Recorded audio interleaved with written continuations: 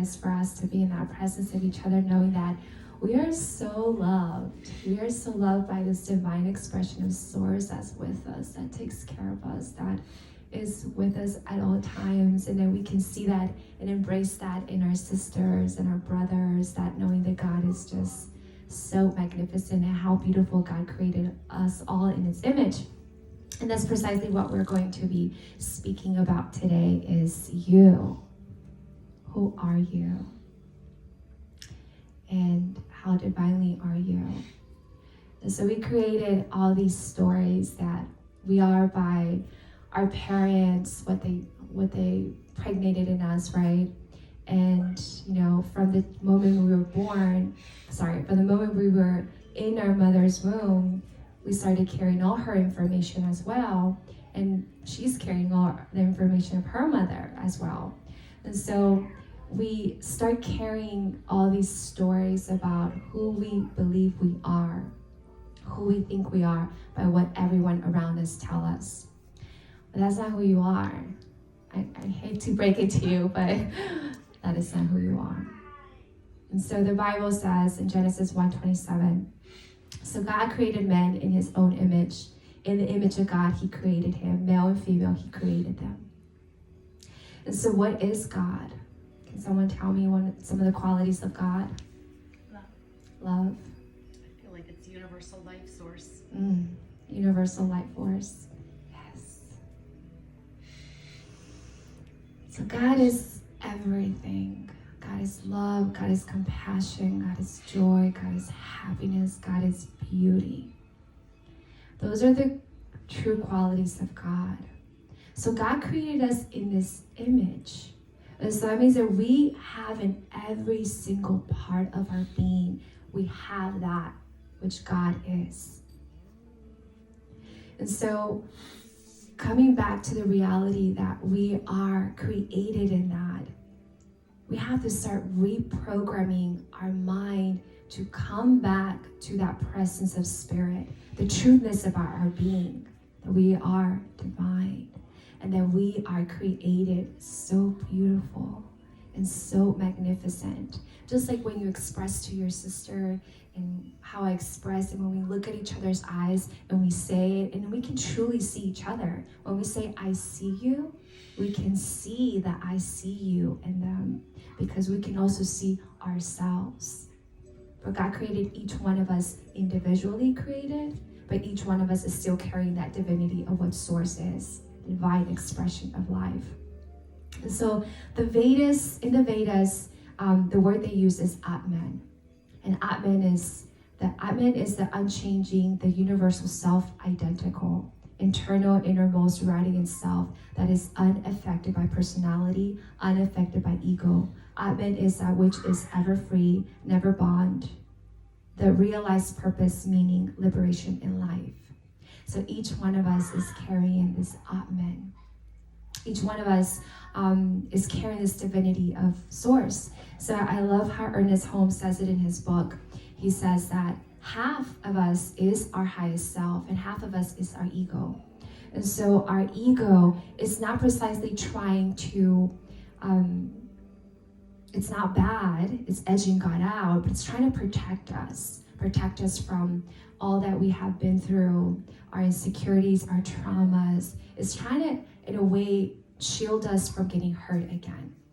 But the ego is in a space of fear. It's always fearing to be itself, fearing that people will talk bad, will say something bad about itself, right? About our actual human essence.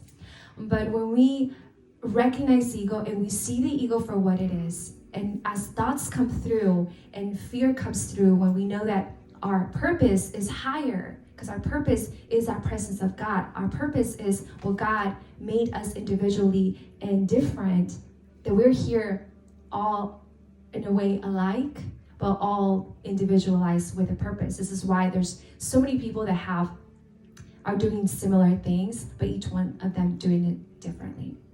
And so when we get in touch with our highest self, this is a self that is connected to source at all times. This is a self that is always the Atman, that it's perfect, that is never changing. It's the universal self. It's the identical presence of God. When we get connected to that and we're flowing from that space, this is surrendering to God, being with Source. Remember we talked about 2 services ago about self-sabotaging, how we're always self-sabotaging ourselves. We're always in the space of fear, so we're always in the cycle, repeating the same things over and over again just because we are comfortable in that space. We're comfortable in being in a space of chaos, of drama. And so we sabotage ourselves by bringing those experiences back into our lives. And so come back to you. I know you can hear my kids, sorry. But come back to that presence of you. Who are you? So let's go back to Genesis. God created you in the image of Source. God created you in its own expression. So you are the truth of divine expression. But how do we come back to that? We come back to that by every single moment surrendering to love, being in the presence of love. And you have to chant this in your mind. I am love. When I speak, I am love. When I see, I am love. When I hear, I am love. Everything I do it with love. And when we get caught up by our ego's trying to protect us, we come back by that presence of coming back to God, coming back to love, to surrender, to our true identity. Our triggers are only our traumas that have not been resolved. How can we resolve them? By meditation, looking inward, always being conscious, always being curious about how, when something triggers us, we ask questions like, where is this coming from? Is this me? Is this society? Is this coming? Where is this coming from? And then once we identify, we can let it go and we come back to the truth. The truth. I talked about, remember how that lady called me dumb when I was 17, and I actually was afraid to speak and say things because I was afraid of how others will see me as dumb just because I'm Spanglish and I speak differently and I grew up in the hood and, and so how I changed that was that coming back to the truthness that when I get triggered sometimes and I see this lady saying that and then I come back to, that's not my reality. My reality is that I am loved and supported and the wisdom of knowledge of spirit is flowing through me. That is because I'm tapping into my highest self. I am tapping into the truth of who I am. And it just takes by setting that intention. We set the intention to be in the embodiment of spirit, of love, because love is the universal force that it will heal everything. Because what did I do? I came back to that space of compassion. Compassionate for whatever she was going through. Compassionate to know that that is not my reality. That may be her reality, but my reality is that I am divine. And so as we come back to us, to our truthness, we come back to the divine expression, that knowing that we are made different, that we have a different purpose from everyone else, but we're still in the creative energy of God, that I'm still vibrating. Every single part of my being is vibrating that of God. Imagine if each one of us knew that from the time we were born, like Jesus. Jesus knew that because his mother Mary, from the time he was born, he was told that he was God, that he was vibrating the presence of God. Is Yeshua. So Ernest Holmes says in his book, This Thing Called You, which is one of my favorite books, it says, every blade of grass, every crystal, every drop of water, like every individual, is a little different from any other one of its species. Humanity is made up of immeasurable individuals, no two alike. You belong to the universe in which you live. You are one with the creative genius back at this vast array of senseless motion, this original flow of life. You are as much a part of it as the sun, the earth, and the air. There's something in you telling you this like a voice echoing from some mountaintop of inward vision, like a light whose origin to men has seen, like an impulse welling up from an invisible source. Your soul belongs to the universe. You belong to the universe. Your mind is an outlet through which the creative intelligence of the universe seeks fulfillment.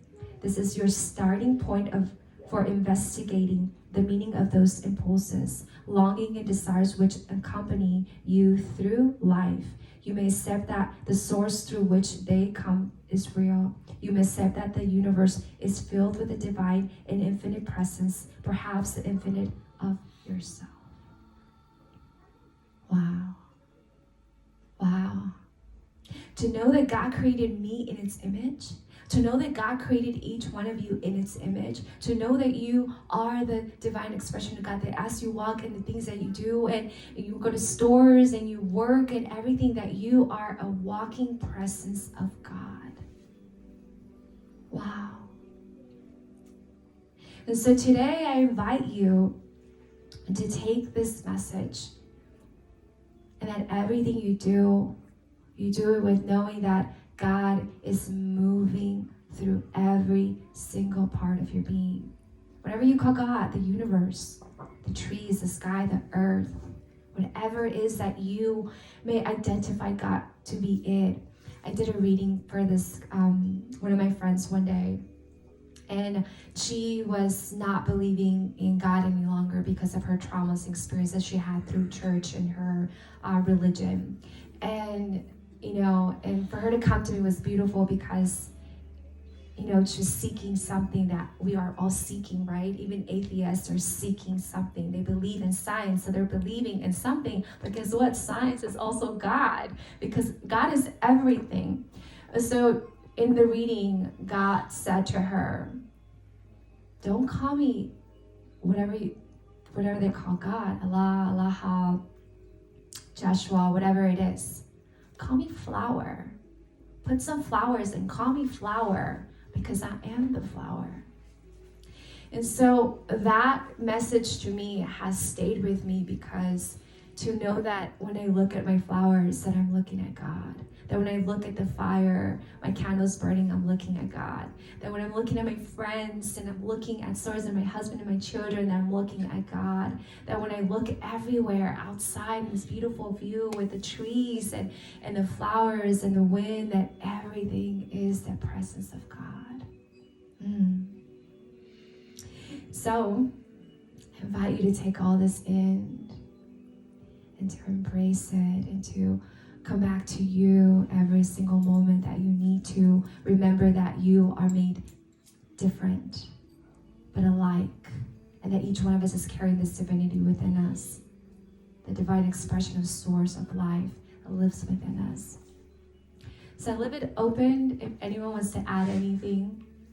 This is called conversation and not a sermon for that same reason, because we're all learning from each other. I'm merely just a vessel that God is using, and you are too. So I leave it open to you if you want to express something.